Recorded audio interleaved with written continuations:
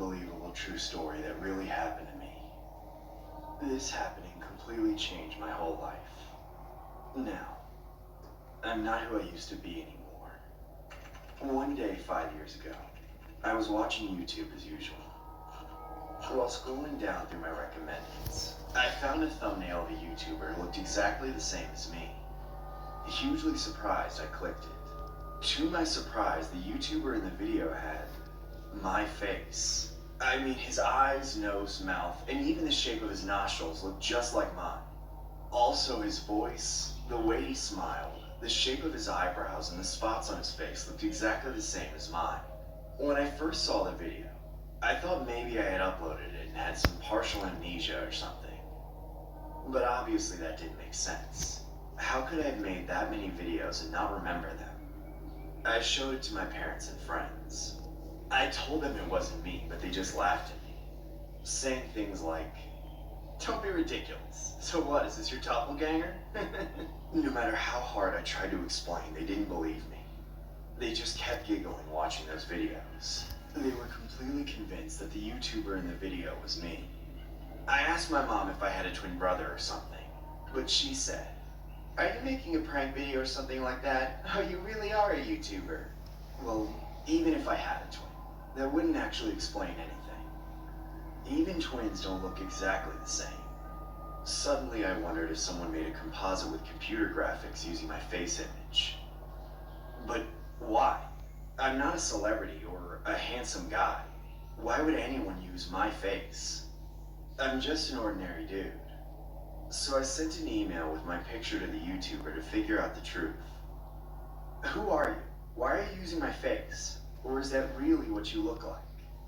I also sent some pictures of my forearm with an old burn scar that I got when I was 7, and my belly button, which looked very unique. I thought these things could never be the same. Several days later, I got a reply from him. He said, "Nice try. You made a composite with my face. I bet my toes that you're fooling around with my picture. Seriously though, if you really look the same as me, I would gladly cut my little toe and send it to you. By the way, how did you know about the scar on my forearm? Who the hell are you? I'm interested. If you really want to prove your face, make a video call to me. That would make for some interesting content." So I video called him. As soon as the video was on, both he and I grabbed our hearts and we began to suffocate. Exactly the same faces. There were 2 of me. I barely pushed an end call button, and when his face disappeared, the pain also stopped. He also looked extremely shocked. I mean, his face looked exactly the same as when I got shocked. I sent an email saying, "Now you believe me? You gonna cut off your toe?" He didn't answer. Then, one day, a new video was uploaded on his channel with the title, "The Doppelganger."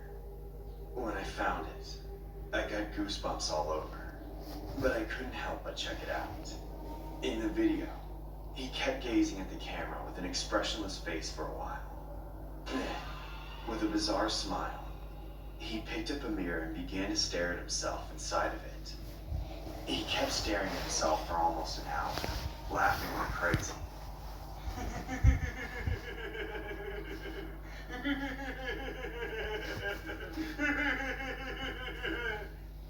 And in the end, he smashed the mirror and shouted, "Is it your face or mine?" It was extremely creepy. After that last video, nothing was uploaded on the channel anymore.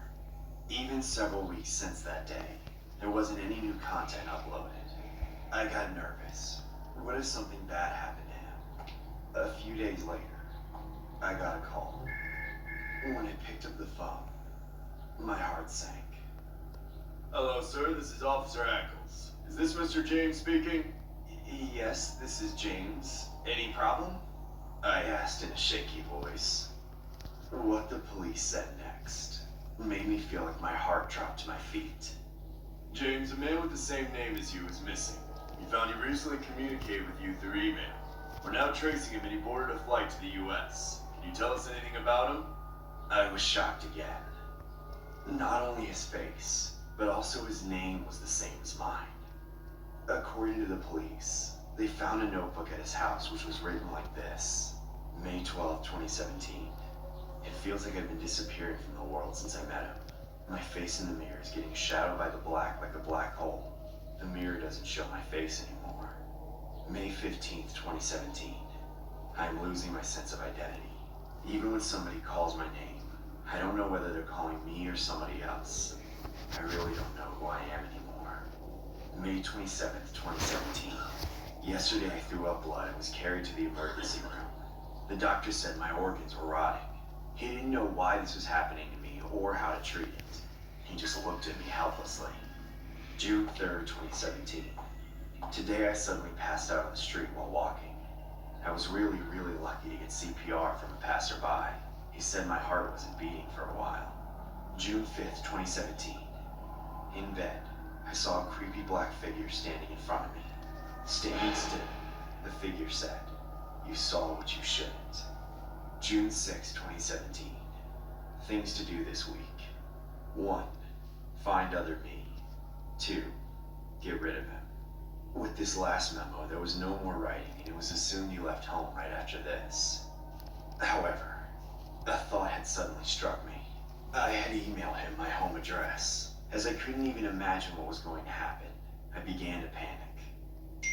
The next day, one of my friends texted me, and the message shocked me again. Hey man, it was nice to see you yesterday. Thanks for the drinks, by the way. You look different. Pretty weird. I called him right away to figure out what happened. He said, Yeah, you're back today. Did I meet your doppelganger yesterday? I asked him to tell me what had happened, making an excuse that I was blackout drunk.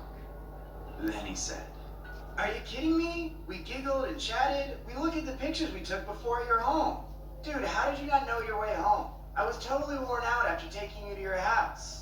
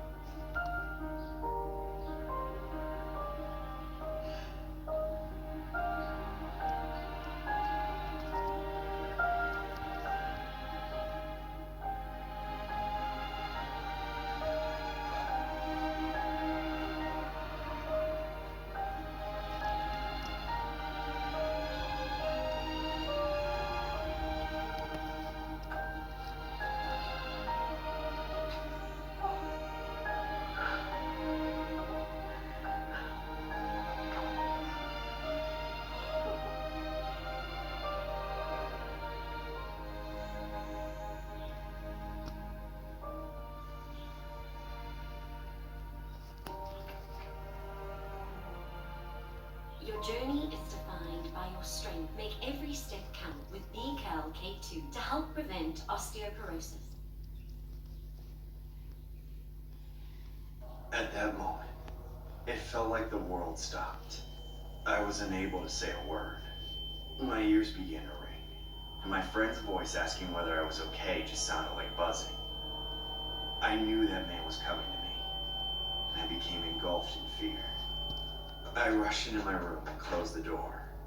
However, I heard my family chattering away in the living room, and soon, my legs turned into jelly, because I also heard my own voice out of their chattering, with the sound of my laughter as well. I began to tremble with fear, standing behind the door.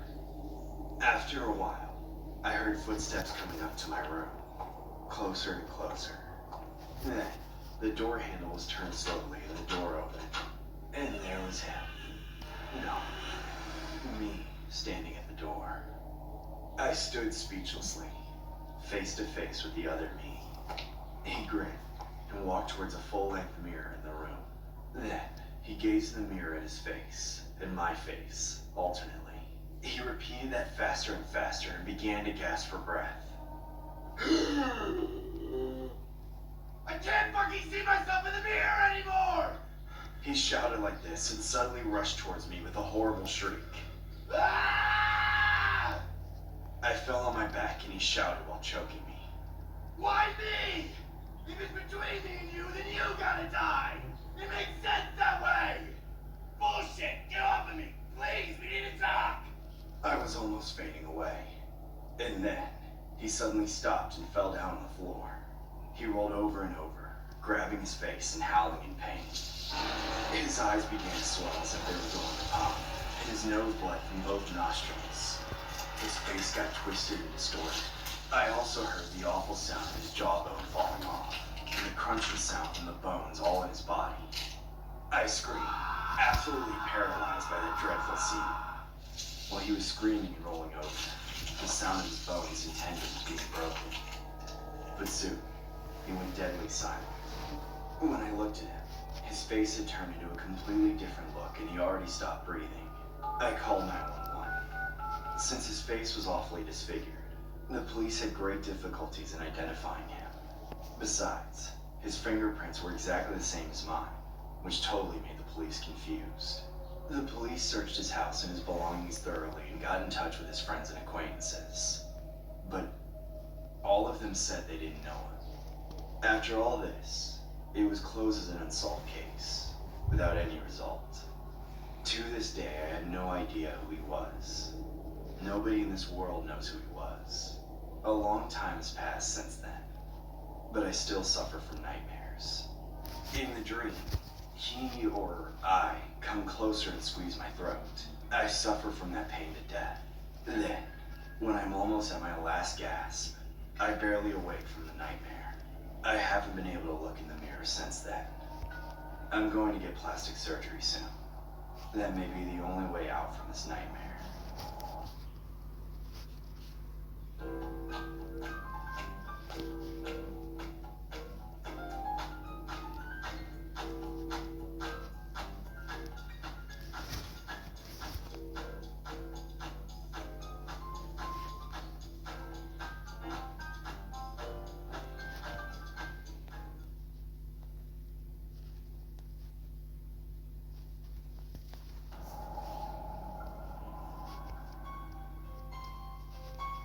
I live in Birmingham, and this happened when I was 14 years of age.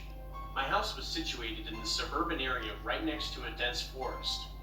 We had a balcony facing the forest with a glass door from where we could see into the darkness of the forest. One night my parents had to attend a meeting and wouldn't be back until midnight. So basically I was home alone with my brother, who was 11 at the time. We had our dinner and went to bed around 8 p.m. Our rooms were upstairs while the balcony and the entrance were downstairs. It was around 9:30 p.m. when I was scrolling through my phone that I heard a screeching sound from outside my room. I shrugged it off, thinking it was the neighbor's cat or something. Exactly 5 minutes after that, I heard the same screeching sound, even louder this time.